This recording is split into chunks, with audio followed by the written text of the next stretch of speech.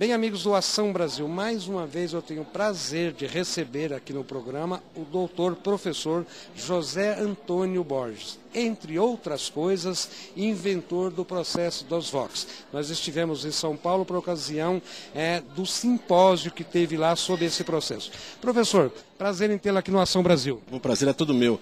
E é importante a gente notar que o Ação Brasil tem sempre se preocupado em trazer essas informações novas, essas informações que podem realmente ser modificadoras para a vida das pessoas.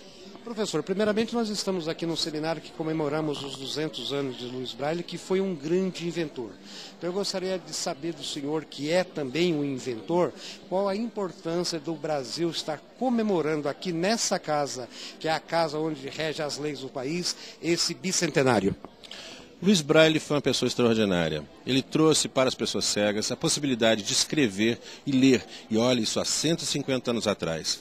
Uma pessoa que teve o brilho, a inteligência de inventar um método simples que podia naquela época ser utilizado por qualquer pessoa que fosse cega e sem dificuldade, com um custo muito baixo. A importância de Louis Braille é inconteste. O mundo inteiro reverencia esse homem. E no caso do Brasil, milhares e milhares de pessoas fazem uso do sistema Braille, o sistema de escrita que permite aos cegos escrever e ler de forma completamente independente e com total segurança. Agora, professor Borges, nós, felizmente, na última década no Brasil, temos ouvido e visto muitos discursos em prol da inclusão no Brasil, da inclusão social como um todo. E na maioria das vezes através dos nossos líderes mandatários, dos nossos políticos. Mas na contramão disso tudo, nós temos escolas no Brasil que as crianças cegas estão chegando à sala de aula sem ter o instrumento fundamental para a sua inclusão, para o seu início pedagógico, que é o livro em braille. Como o senhor vê essa situação? É um problema muito sério. Na verdade, a inclusão, na minha opinião, é um processo correto, é um processo que tem que ser colocado. As crianças cegas não podem ser isoladas, elas têm que participar do mundo, elas têm que ter acesso a tudo que as outras crianças têm. E a limitação visual tem que ser suprida através de mecanismos. Um dos mecanismos exatamente é o livro que a criança deve receber em braille logo no primeiro dia. Infelizmente isso não acontece, as razões são muitas, eu não vou querer aqui fazer um desfilar de problemas. Outra coisa também que seria muito importante é que a criança cega recebesse os insumos tecnológicos que hoje em dia fazem diferença. Por exemplo, o sistema dos Vox, que é um sistema computacional que permite que a criança cega, o adulto cego, escreva e leia com a maior facilidade e que o que ela escreve e que ela leia seja compartilhável. Ela pode botar aquilo para a internet, pode imprimir, pode botar em braille, ou seja, a tecnologia, em especial a tecnologia de computação, hoje em dia fazem diferença. Infelizmente, muito pouco ainda se fez. Eu acho que o grande desafio, você perguntou agora há pouco, sobre a importância de estarmos aqui no Congresso Nacional. É porque é importante sensibilizar. Leis precisam ser criadas, ações políticas têm que ser tomadas para que tudo isso possa efetivamente vir a beneficiar as pessoas que são deficientes no nosso país. Professor, o ministro Paulo de Tarso abriu esse seminário e dizendo da sua luta para incluir dentro do primeiro escalão do governo pessoas capacitadas, mas que são dos movimentos de pessoas com deficiência no Brasil. Nós temos no CNAS aqui em Brasília o professor Carlos Ferrari, que é um dos conselheiros. Como o senhor vê essas indicações de pessoas que têm capacidade, capacitação, exerceram cargos dessa importância? Eu vejo com muita alegria, porque é o preconceito sendo removido. Você tem a pessoa cujo valor é o valor intrínseco, é o que ela vale, independente de ela ser cega, ou não ter uma perna, ou ser gago, ou seja lá o que for. Ela tem um valor, o valor espiritual, o valor cultural, o valor administrativo. Então, se você pegar uma pessoa com deficiência e esquecer que ela tem deficiência, mas ela tem aquela competência que é necessária para exercer o cargo, por que não? É certo. Não se está fazendo caridade, se está fazendo justiça. Professor, eu peço licença para sair um pouco da pauta. Eu não poderia, obviamente, perder a oportunidade de fazer uma pergunta ao senhor, que é o eminente professor universitário. Como o senhor vê o ensino à distância no Brasil? É uma alternativa muito grande, uma alternativa importante. O nosso país ele tem milhares e milhares de quilômetros. Então você imagina uma pessoa lá no rincão do Acre, do Amapá. Como é que ela vai ter acesso às informações que uma professora de São Paulo, ou do Rio de Janeiro, ou de Minas Gerais, que estão ali, digamos, no pulsar da tecnologia, do conhecimento.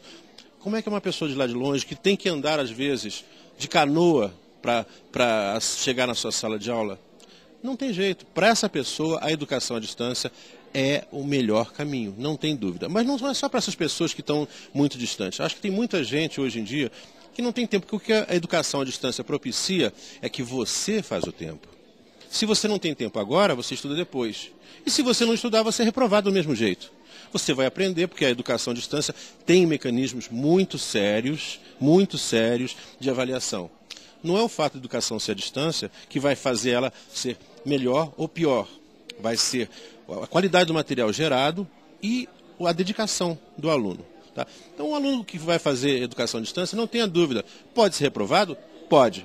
Grandes universidades fazem educação à distância? Fazem. Eu, por exemplo, participo na Pontifícia Universidade Católica, lá no Rio de Janeiro, de um curso à distância que é magnífico.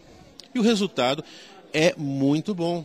Então não há nada contra, e pelo contrário, num país como o Brasil, a educação à distância só tem pontos positivos. O que a imprensa escrita, falada e televisada podem fazer para agregar nesse contexto? Eu acho que o papel da imprensa é o papel de informação. Pegar as pessoas que conhecem sobre o assunto, entrevistá-las, produzir resenhas, botar ideias que são conflitantes uma contra a outra, promover mesas redondas, filmar isso, produzir documentários. Eu acho que a imprensa tem um valor fundamental na nossa sociedade. Eu acho que, na verdade, eu ouso até dizer que a imprensa faz o caminho. Agora, como o senhor vê a avaliação do MEC das nossas instituições educadoras? Eu não sou uma pessoa com gabarito para avaliar o MEC. O que eu sei, que eu conheço várias pessoas que trabalham no MEC, e que são pessoas sérias e que estão realmente muito preocupadas em fazer uma avaliação correta. O que acontece é que são muitos e muitos anos de avaliações precárias, o nosso país é muito grande, avaliar segundo critérios diferentes. Você não pode avaliar uma pessoa que nasceu em determinada cidade e uma outra que nasceu no meio lá da palafita. São avaliações diferentes, tem critérios humanos, tem critérios de ordem psicológica, sociológica e certamente educacional. Agora, o que eu posso realmente dar o meu testemunho é que são pessoas de caráter, pessoas sérias e que estão se empenhando em fazer a melhor avaliação possível. Professor, antes de terminarmos agora de fato a entrevista, eu quero agradecê-lo já de antemão por ela e quero que o senhor então use o nosso programa para as suas despedidas e aí convide as pessoas como elas devem fazer para conhecer também essa importante invenção que está revolucionando, que é o DOSVOX. Eu acho que a gente está vivendo hoje uns dias magníficos, maravilhosos, porque a tecnologia hoje pode fazer diferença na vida das pessoas que são deficientes. E é importante que todo mundo conheça. Não precisa conhecer muito, não, conhecer um pouco, assistir uns filmes, ler um pouquinho, entrar numa homepage. Então eu aconselho, se é que a gente pode dizer isso, que as pessoas deem uma entrada na internet e procurem pelo nome DOSVOX. Entrem lá no nosso projeto e você vai ficar maravilhado quanta gente teve a sua vida modificada e como esse programa pode ser realmente utilizado com amplidão nesse país. É fácil, é simples e é democrático. Quem não entrar pelo fio entra literalmente pelo cano, professor? Essa é uma frase de efeito. Eu acho que hoje em dia, entrar pelo fio, ou pela internet, ou pelo cabo, ou pelas micro-ondas, ou seja lá por que forma de transmissão for, é fundamental para a nossa sobrevida na sociedade. A nossa sociedade é muito conectada. As pessoas estão unidas entre si através desses meios de comunicação e a televisão, claro. É um desses meios de comunicação, mas hoje em dia a possibilidade de você interagir, você não é um espectador, você é um espectador que opina, isso é fundamental. Acho que é bom pensar sobre isso. Obrigado pela entrevista.